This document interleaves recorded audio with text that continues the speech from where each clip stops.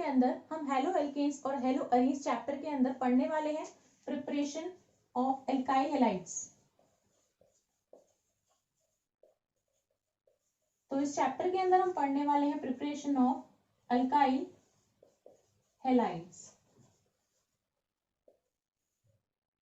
तो या तो आप हेलो एल्केन्स बोल सकते हो या फिर एल्काइल हैलाइड बोल सकते हो, बात एक ही है। तो एल्काइल हैलाइड बेसिकली होता क्या है?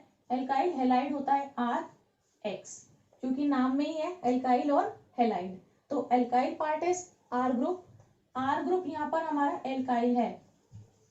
अभी हम एराइल की बात नहीं कर रहे हैं क्योंकि हम एल्काइल हैलाइड्स की प्रिपरेशन को पढ़ रहे हैं। तो जो मेरा R ग्रुप होगा वो क्या होगा? एल्काइल पार्ट ही होगा। अब यहाँ पर ये जो X है ये कोई भी हैलाइड है मेरा। हैलाइड हो सकता है फ्लोरीन, क्लोरीन, ब्रोमीन और आयोडीन। ये क्या है? सारे हेलोजेंस हैं। तो पीरियोडिक टेबल में ये ग्रुप 17 के एलिमेंट्स हैं सारे। इस तरीके से ये आते हैं। सबसे ज्यादा इलेक्ट्रोनेगेटिव कौन सा है? ये फ्लोरीन। नीचे जाने पे क्या होता है? साइज बढ़ता है। सबसे कम इलेक्ट्रोनेगेटिव इनमें से कौन सा है? आयोडीन। तो ये लेस इलेक्ट्रोनेगेटिव है। सबसे ज्यादा इलेक्ट्रोनेगेटिव कौन सा है? फ्लोरीन है। तो क्योंकि एल्काइल हैलाइड है तो यानी कि एल्काइल पार्ट में क्या होगा? कार्बन होंगे। कार्बन की कोई चेन हो सकती है, उसके साथ में कोई भी मेरा हेलोजन जुड़ा होगा यानी कि X। हेलोजन को जनरली डिनोट कर देते हैं X से। तो कोई भी कार्बन की चेन है उससे मेरा कोई हेलोजन जुड़ा है। तो हम मान लेते हैं कि जो हेलोजन है वो फ्लोरीन है। तो अब इनके बीच में क्या होगा? अब कार्बन कार्बन तो यहाँ पर आता है, बीच में नाइट्रोजन आता है, ऑक्सीजन आता है, देन फ्लोरीन आता है। तो इन दोनों में से कौन सा ज्यादा इलेक्ट्रोनेगेटिव है? Fluorine is more electronegative than carbon. Carbon से ज्यादा इलेक्ट्रोनेगेटिव फ्लोरीन है। तो यहाँ पर जो इलेक्ट्रॉन डेंसिटी होगी, तो ये जो बॉन्ड होगा ये क्या होगा? पोलर होगा, क्योंकि जो इलेक्ट्रॉन डेंसिटी होगी वो फ्लोरीन की तरफ ज्यादा शिफ्ट हो जाएगी, क्योंकि फ्लोरीन की इलेक्ट्रोनेगेटिविटी ज्यादा है कार्बन से। तो जो इलेक्ट्रॉन क्लाउड है यहाँ का, इस बॉन्ड के जो इलेक्ट्रॉन्स हैं वो ज्यादातर टाइम कहाँ स्पेंड करेंगे? फ्लोरीन के पास में, क्योंकि उसकी इलेक्ट्रोनेगेटिविटी ज्यादा है। तो वो ज्यादा खींचेगा अपने पास में इलेक्ट्रॉन्स कार्बन से। तो कार्बन के ऊपर क्या आएगा? डेल पॉजिटिव चार्ज आएगा। डेल मतलब पार्शियल पॉजिटिव चार्ज आएगा, क्योंकि पूरी तरफ से इलेक्ट्रॉन्स की तरफ शिफ्ट नहीं होंगे, कुछ तरफ इलेक्ट्रॉन्स के शिफ्ट होंगे। तो कुछ ही इलेक्ट्रॉन्स उसके पास जाएंगे, तो यानी कि जिसके ऊपर डेल पॉजिटिव आएगा और इसके ऊपर डेल नेगेटिव आएगा, क्योंकि इसने इलेक्ट्रॉन्स लिए हैं।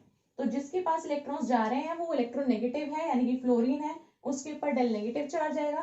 कार्बन के ऊपर क्योंकि उससे इलेक्ट्रॉन्स जा रहे हैं फ्लोरीन की तरफ, तो उसके ऊपर डेल पॉजिटिव आएगा। डेल का मतलब क्या है? Partial charges. कंप्लीट चार्जेस के ऊपर नहीं आएंगे, क्योंकि यहाँ पे कोई आयनिक बॉन्ड नहीं बन रहा है। सिर्फ यहाँ पर क्या बन रहा है? पोलर बॉन्ड बन रहा है। तो पोलर कोवेलेंट बॉन्ड बन रहा है यहाँ पे।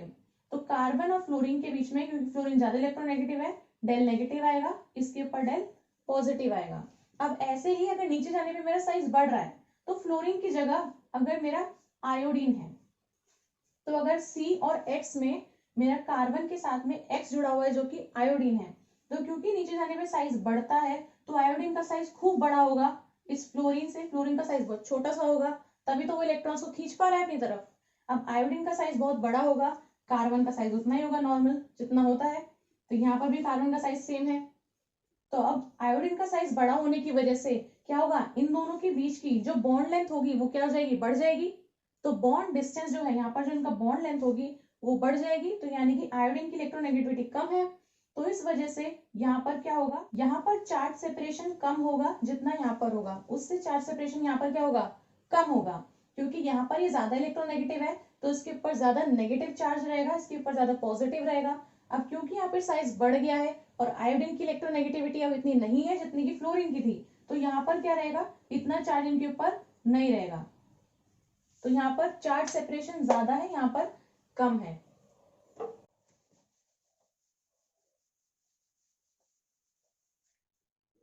तो जो हमारा प्रिपरेशन है एल्काइल हैलाइड्स का, इसके अंदर सबसे पहला मेथड है प्रिपरेशन का जो कि है एल्कोहल से। तो हम जो प्रिपरेशन कर रहे हैं वो किससे कर रहे हैं?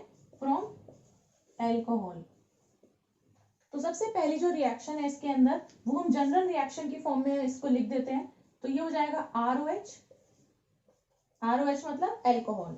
इसके अंदर डालेंगे HX in the presence of catalyst है ZnCl2। तो यहां से होगा क्या? OH हटके X आ जाएगा। तो ये क्या बन जाएगा आर एक्स प्लस यहाँ पर क्या बचा एच, एच और ओ, ये मिलके क्या देगा वाटर H2O। तो बेसिकली इस रिएक्शन में होगा क्या, क्योंकि हम अल्कोहल से प्रिपरेशन कर रहे हैं तो जनरल मैंने ले लिया ROH, ये मेरा अल्कोहल है, ये मैंने क्या डाला है कोई भी HX, यानी कि HCl हो सकता है, HBr हो सकता है, HI हो सकता है। तो अब इसमें होगा क्या, अल्कोहल का जो OH है वो रिप्लेस हो जाएगा इसके X से, यानी कि हेलोजन से। तो OH हटके X आएगा, OH हटके X आएगा तो क्या बनेगा RX, और क्या निकल जाएगा पानी, तो वाटर यहां से निकल जाएगा। अब एक टेस्ट होता है लुकास टेस्ट।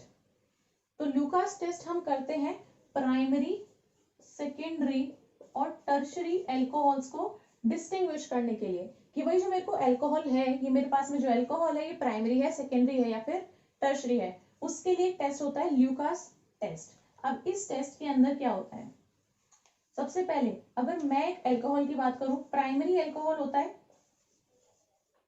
ये जो कार्बन OH से जुड़ा है वो एक कार्बन से जुड़ा है तो ये क्या है प्राइमरी।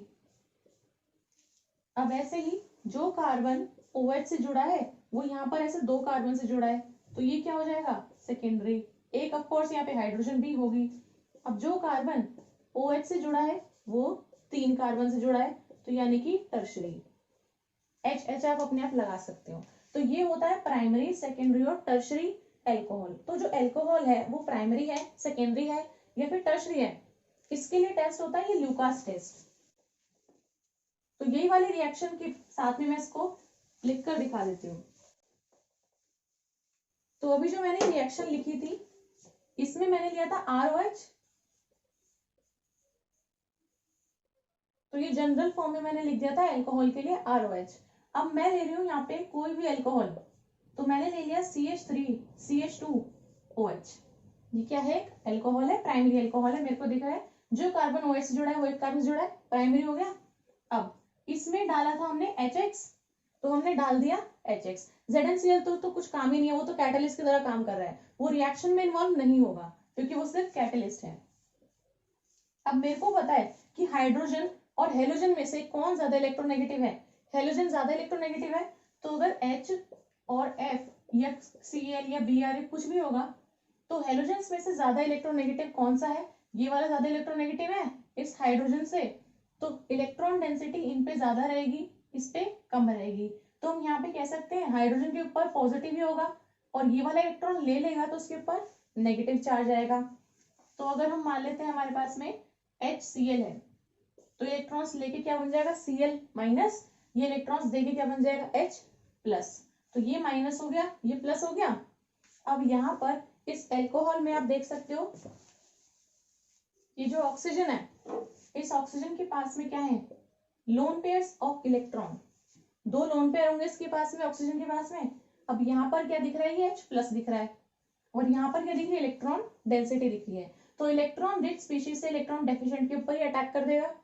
अब ये इसके ऊपर अटैक करेगा, यहाँ से अब X माइनस क्या हो गया निकल गया क्योंकि उसने तो इलेक्ट्रॉन ले लिया। अब वो हट गया वहां से, ये क्या बन गया H प्लस। अब यहाँ पर जो इलेक्ट्रॉन डेंसिटी है ऑक्सीजन के ऊपर ये अटैक करेगी H प्लस के ऊपर, तो बॉन्ड बनेगा इनके बीच में। कैसे बनेगा, इनके बीच में बॉन्ड बनेगा CH3CH2। अब यहाँ पर ये OH तो था ही, ये वाला OH तो था ही, ये वाला हाइड्रोजन और जुड़ गया इसके साथ में आके। अब क्योंकि हाइड्रोजन ने इलेक्ट्रॉन ले लिए बॉन्ड बनाने के लिए तो वो तो क्या हो गया न्यूट्रल, पॉजिटिव से कहाँ गया न्यूट्रल में। लेकिन ऑक्सीजन न्यूट्रल में था पहले, दो लोन पेयर इसके पास में थे, लेकिन अब इसने इलेक्ट्रॉन्स कहाँ दे दिए हाइड्रोजन को, तो क्योंकि इसने इलेक्ट्रॉन्स दिए हैं तो उसके ऊपर क्या चार्ज आएगा पॉजिटिव। इलेक्ट्रॉन्स इसके पास से गए हैं तो उसके ऊपर आएगा पॉजिटिव चार्ज। अब क्योंकि ऑक्सीजन इतना इलेक्ट्रोनेगेटिव एलिमेंट है और वो पॉजिटिव चार्ज को तो बेयर करेगा ही नहीं, तो यहां से ये निकल जाएगा इलेक्ट्रॉन्स को लेके, क्योंकि कार्बन और ऑक्सीजन में कौन ज्यादा इलेक्ट्रोनेगेटिव है, ऑक्सीजन ज्यादा इलेक्ट्रोनेगेटिव है कार्बन से, तो वो यहाँ बॉन्ड वाले जो इलेक्ट्रॉन है ये वाले इनको लेके क्या चले जाएगा बाहर चले जाएगा। अब क्योंकि ये क्या था HOH, तो मिलके क्या बनेगा ये H2O, तो पानी बाहर निकल जाएगा। अब यहाँ वाले इलेक्ट्रॉन्स ये H2O ले गया अपने साथ में, अब यहाँ पर क्या बचा पॉजिटिव चार्ज, तो ये कैसे बन गया, CH2 तो एज इट इज रहा, अब इसके ऊपर क्या आ गया, प्लस चार्ज, क्योंकि कार्बन ने अब कितने बॉन्ड बनाए हुए हैं, 2 हाइड्रोजन से और 1 कार्बन से, तो 3 बॉन्ड बने हुए हैं, तो एक बॉन्ड तो अभी खाली है इसका, एक बॉन्ड और होना चाहिए कार्बन के पास में, तो इसके ऊपर क्या चार्ज आएगा, प्लस चार्ज आएगा। तो ये बन गया मेरा क्या, कार्बोकटायन।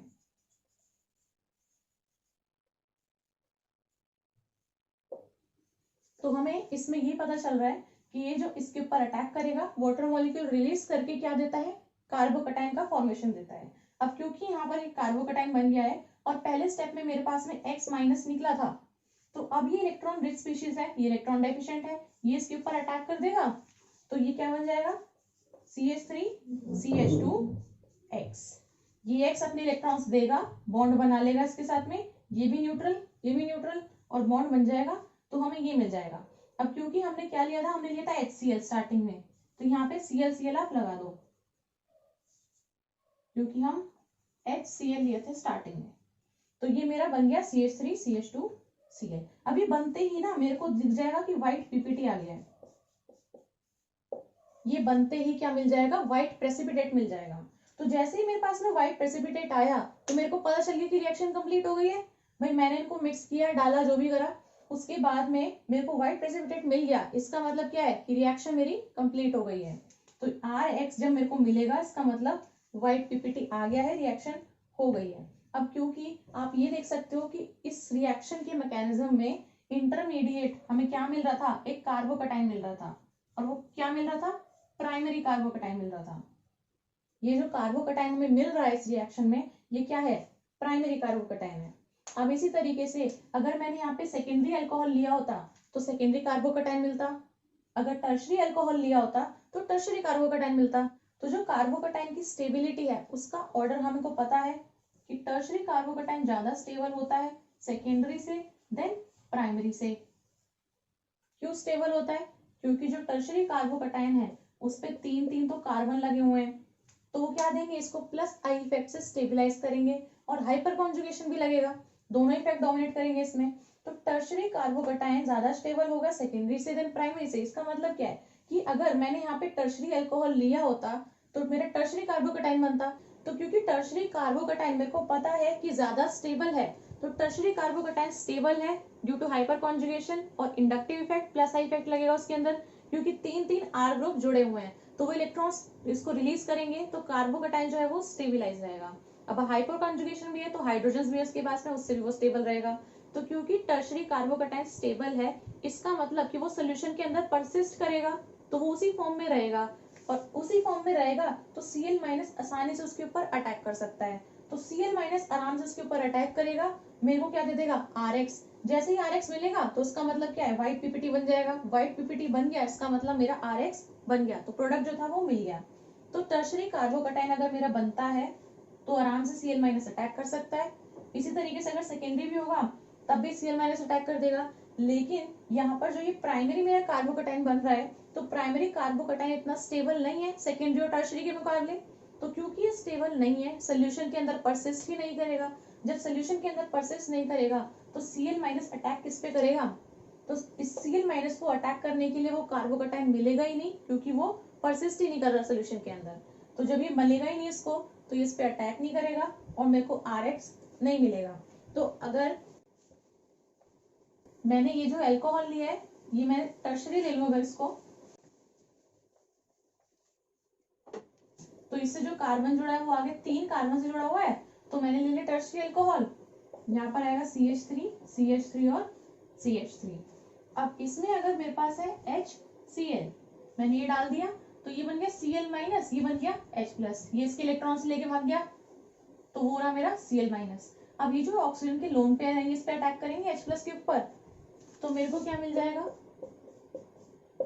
OH और इसके ऊपर क्या आएगा, प्लस चार्ज, क्योंकि इसने अपने इलेक्ट्रॉन्स दिए हैं। अब ये इसके इलेक्ट्रॉन्स लेके यहाँ से चले जाएगा, ये बॉन्ड वाले इलेक्ट्रॉन्स लेके जाएगा, तो इस कार्बन के ऊपर आ जाएगा प्लस चार्ज, प्लस का रहेगा ये वाटर मॉलिक्यूल CH3 और CH3। अब आप इस कार्बोकटाइन को देखो, ये वाला जो कार्बोकटाइन है ये हाईली स्टेबिलाईज्ड है, यहाँ से भी CH3 है, इलेक्ट्रॉन रिलीजिंग ग्रुप है, यहाँ से भी CH3 है, ये भी R ग्रुप, ये भी R, ये भी R। तो तीनों आर ग्रुप इसके साथ में जुड़े हुए हैं। तो ये वाला जो कार्बोकैटायन है ये ज्यादा स्टेबल होगा हाइपर कॉन्जुगेशन से भी और प्लस आई इफेक्ट से भी। तो क्योंकि ये टर्शरी कार्बोकैटायन बना है मेरे पास में, ये ज्यादा स्टेबल है, सोल्यूशन के अंदर परसिस्ट करेगा, तो Cl माइनस आराम से आके इस पे अटैक कर देगा। तो यहाँ पर ये CH3 और CH3, यहाँ पर ये Cl आके जुड़ जाएगा और तभी मेरे को मिल जाएगा व्हाइट पीपीटी। RX मिलते ही मेरे को क्या मिल जाएगा, व्हाइट प्रेसिपिटेट मिल गया, इसका मतलब मेरा RX बन गया। तो ये है RX, ये पूरा R ग्रुप है, ये क्या है पूरा X है। तो टर्शरी कार्बोकैटायन अगर बनता है तो यानी कि RX मिलेगा। तो टर्शरी जो है ये सबसे जल्दी रिएक्शन दे देगा क्योंकि वो सोल्यूशन में परसिस्ट कर रहा है उसका कार्बोकैटायन। तो टर्शरी जो है सबसे जल्दी रिएक्शन देगा सेकेंडरी से और देन प्राइमरी से। तो इससे हम डिस्टिंग्विश कर सकते हैं लुकास टेस्ट से कि जो मेरे पास में अल्कोहल है ये प्राइमरी है, सेकेंडरी है या फिर टर्शरी है।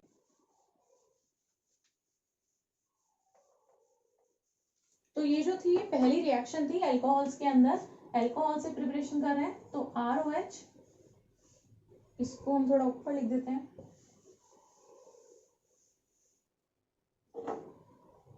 ROH है, HX डालेंगे, ZnCl2 जो है ये कैटलिस्ट है, तो ये दे देगा मेरे को RX प्लस वाटर। तो OH और X क्या हो जाएंगे, रिप्लेस हो जाएंगे। तो बेसिकली मेरे को एल्काइल हैलाइड की प्रिपरेशन चाहिए, तो एल्काइल और हैलाइड को आप जोड़ दो, बाकी जो बचेगा वो क्या जाएगा, साइड प्रोडक्ट में जाएगा। तो ये थी फर्स्ट रिएक्शन। अब होगी सेकेंड रिएक्शन। अभी हम लेंगे क्या, अल्कोहल से प्रिपरेशन कर रहे हैं, प्लस में होगा NaBr, प्लस में होगा H2SO4। तो मेरे को क्या चाहिए, एल्काइल चाहिए और एक हैलाइड चाहिए। तो ये रहा R, ये रहा Br। तो मेरे को क्या मिल जाएगा प्रोडक्ट में, RBr प्लस यहाँ पर Na और H2SO4 है, तो ये क्या दे देगा NaHSO4, और क्या बचेगा इसके अलावा, पानी। तो इसमें भी वाटर मिलेगा और NaHSO4 भी है वो भी मिलेगा। तो ये जो सबसे पहली रिएक्शन मैंने लिखी है ROH के साथ में HX है ZnCl2 में। तो यहाँ पर अगर जो R ग्रुप है ये टर्शरी है, तो यानी कि जो मैंने अल्कोहल लिया है वो क्या है, टर्शरी अल्कोहल है। तो टर्शरी अल्कोहल के केस में अगर आप यहाँ पर HCl लोगे, कॉन्ग HCl के साथ में तुरंत रिएक्शन दे देगा, आपको मिल जाएगा RX। अगर यहाँ पर आप HBr लोगे तो कॉन्ग HBr के साथ में आपको क्या करना पड़ेगा, बॉइलिंग करनी पड़ेगी। अगर ऐसे ही आपको RI चाहिए, क्योंकि यहाँ पर क्या चाहिए आपको, RCl चाहिए, RBr चाहिए या फिर RI चाहिए।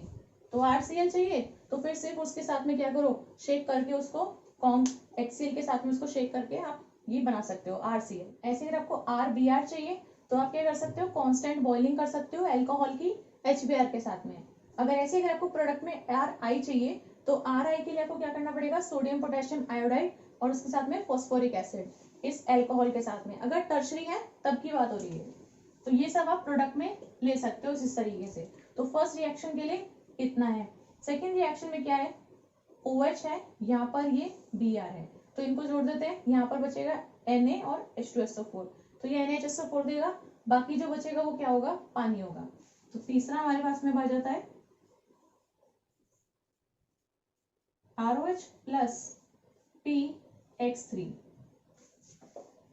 तो ये भी हमें 3 लेने पड़ेंगे क्योंकि यहाँ पर मेरे को दिख रहा है X3 है, तो यहाँ पर R भी कितने चाहिए, 3 चाहिए, क्योंकि मेरे को R और X को साथ में जोड़ना है। तो अब आगे सिंपल लिख सकते हैं 3RX। तो R जुड़ गया, X जुड़ गया, अब P और OH बचा है, तो ये क्या देगा, H3PO3। अब देख लेते हैं फोर्थ, ये होगा ROH प्लस में हो जाएगा PCl5। तो PCl5 है तो ये दे देगा RCl प्लस का है POCl3 प्लस HCl। तो आपको इसमें ये तो पता ही होगा कि भाई RX बनाना है, इसके अलावा आपको साइड प्रोडक्ट्स भी पता होने चाहिए। जैसे कि इसमें जब यहाँ पर भी 3 है, यहाँ पर भी 3 है, तो वहां पर H3PO3 बनेगा। जब यहाँ पे PCl5 है तो POCl3 बनेगा और एक HCl भी बनेगा। तो RX तो बन ही जाएगा, उसके अलावा साइड प्रोडक्ट भी आपको पता होने चाहिए। अब है ROH प्लस रेड फॉस्फोरस और इसको डाल देंगे हम X2 यानी कि Br2 या फिर I2 में।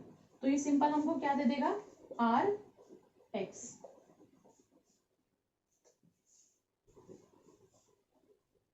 सिक्स्थ है हमारा ROH प्लस इसमें हम डालेंगे SOCl2, ये हमको देगा RCl plus SO2 plus HCl।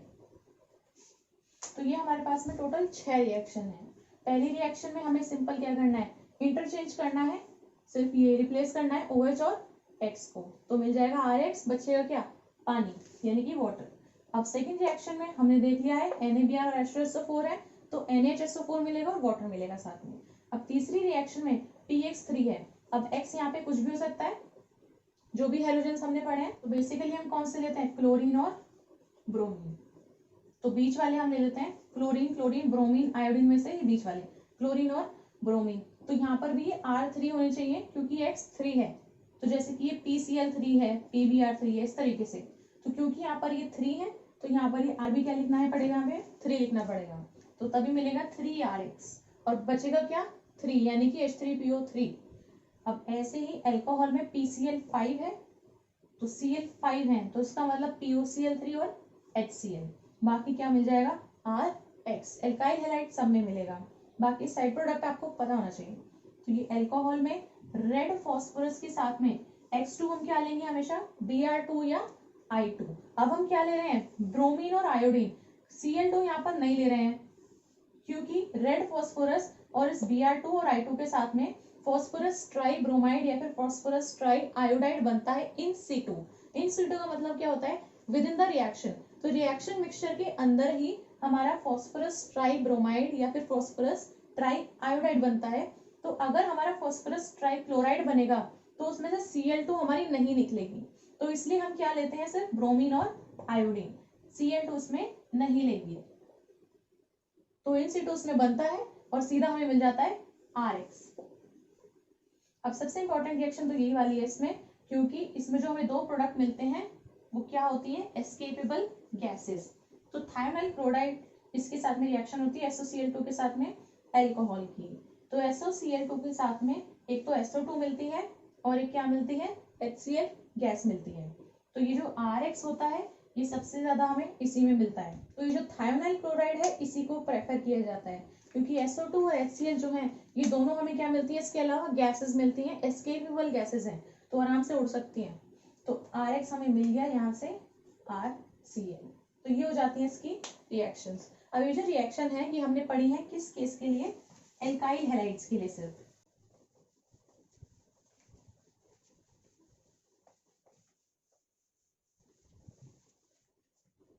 तो अभी जो हमने पढ़ा है कि एल्काइल हैलाइड्स की प्रिपरेशन के लिए था,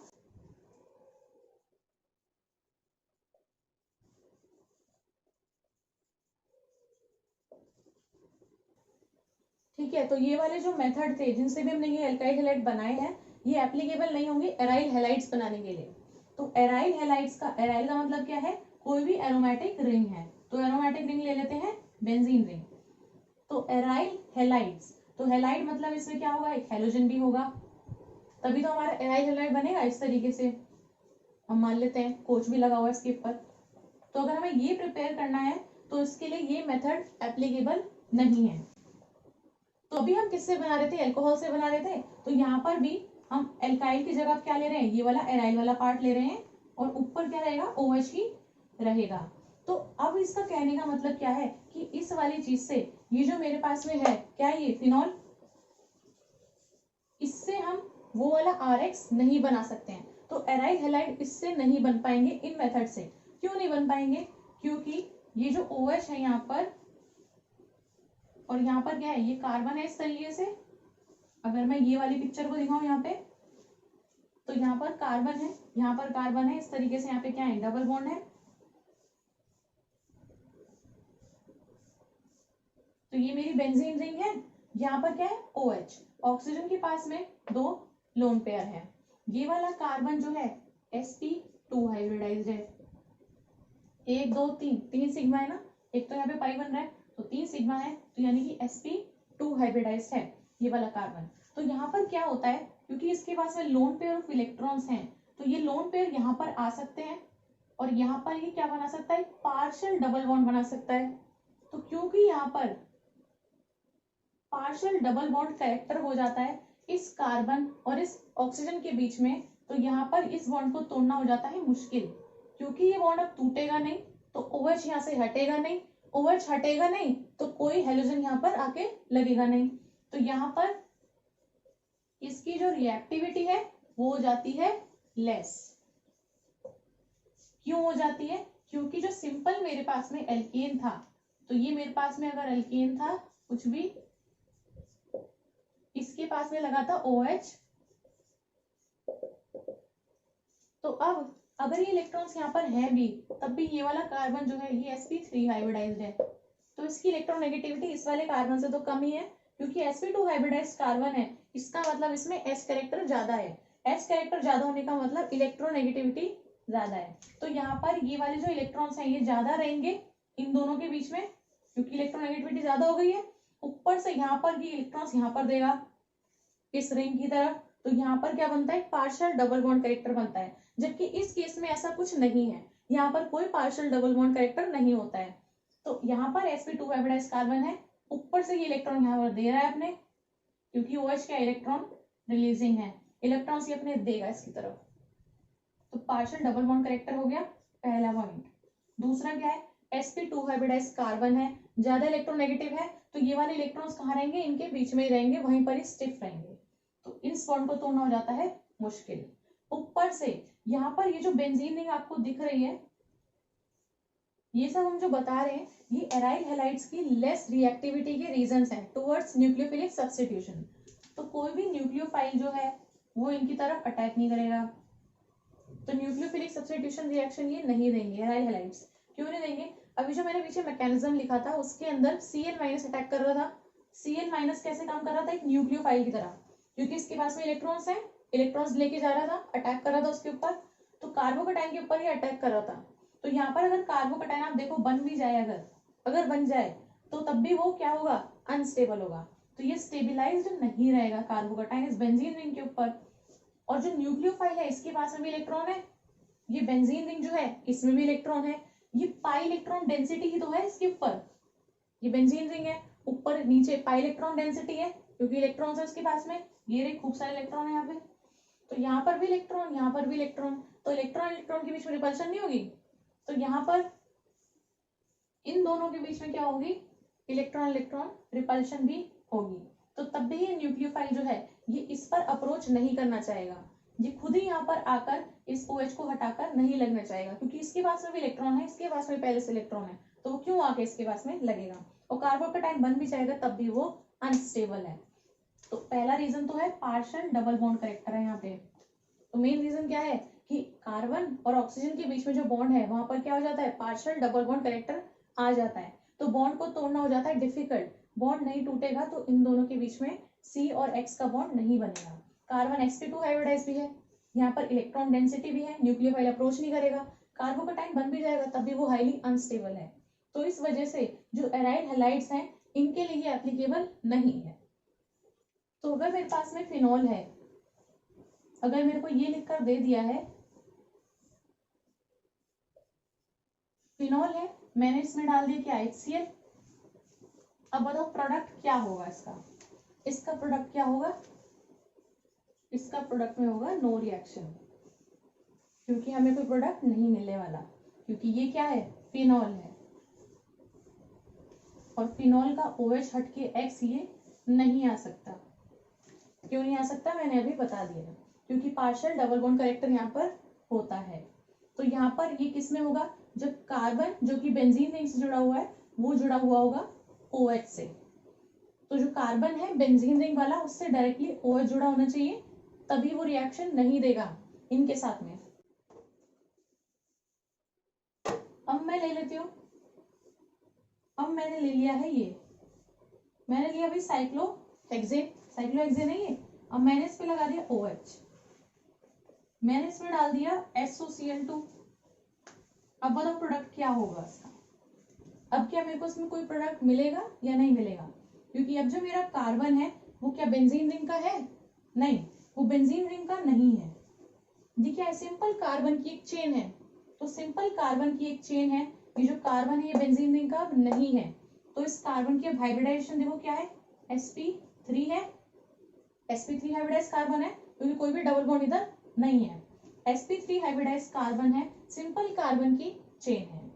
तो किसी बेंजीन रिंग से नहीं जुड़ा होने की वजह से हम इसके ऊपर क्या लगा देंगे, अब OH हटा के Cl, क्योंकि अब ये वाला जो पार्ट है ये सिंपल कैसा है, एल्काइल। ये एराइल पार्ट तो नहीं है, ये क्या है, सिंपल एल्काइल पार्ट है, सिंपल कार्बन की चेन है। तो ये एल्काइल पार्ट है और ये इसके साथ में क्या जुड़ा हुआ है, OH। ये इसी तरीके से मैंने इसके ऊपर लगा दिया OH, बाकी सारे में लगा दो H। तो ये एल्काइल और ये है OH, तो ये अल्कोहल ही हो गया एक तरीके से। तो ये अल्कोहल में मैंने SOCl2 डाला जैसे पहले रिएक्शन की थी, तो ये मेरे को मिल गया R और Cl।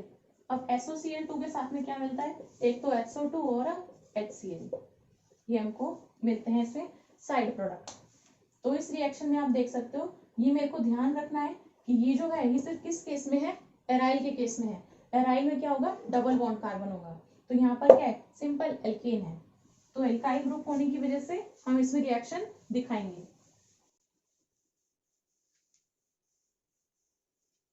तो जो एराइल होगा उसमें मेरे को रिएक्शन नहीं मिलेगी, जो सिंपल होगा उसके अलावा उसमें मेरे को रिएक्शन इसकी मिलेगी। अब हम ले लेते हैं सेकेंड,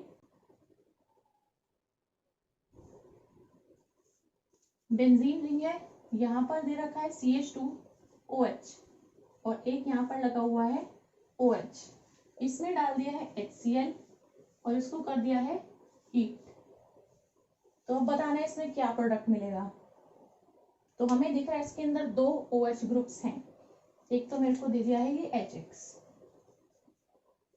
तो किसी OH के हट के X आएगा, तो किसको हटा के हम X लगाएंगे यहाँ पे।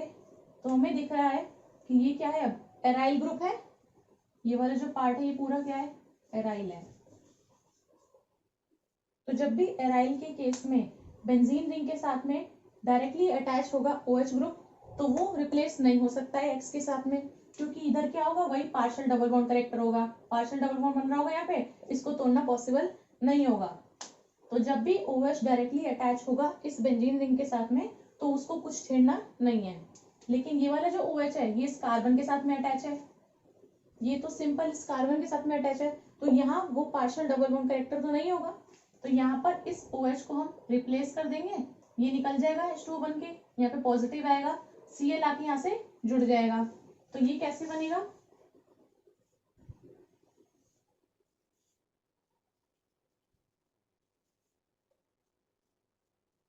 प्लस मिल जाएगा वाटर। तो ये जो है ये है मेरा आंसर, यही है प्रोडक्ट। तो जब भी OH डायरेक्टली अटैच होगा इस बेंजीन रिंग के साथ में, उसको हमें नहीं छेड़ना है, वो एज इट इज रहेगा। और जो सेकंड वाला है, क्योंकि ये इससे अटैच नहीं था डायरेक्टली, इस कार्बन से अटैच था, तो इसको हट के क्या लग जाएगा, सीधा Cl लग जाएगा। तो इस तरीके से है इसका प्रोडक्ट।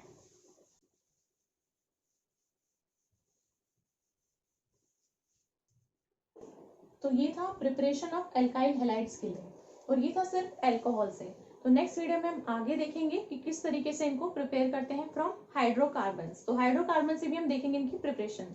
तो मुझे उम्मीद है आपको ये वीडियो बहुत अच्छी लगी होगी। अगर ये वीडियो अच्छी लगी हो तो वीडियो को लाइक कर दें, अपने फ्रेंड्स के साथ में इस वीडियो को शेयर करें और मेरे चैनल को सब्सक्राइब करना ना भूलें। Thank you.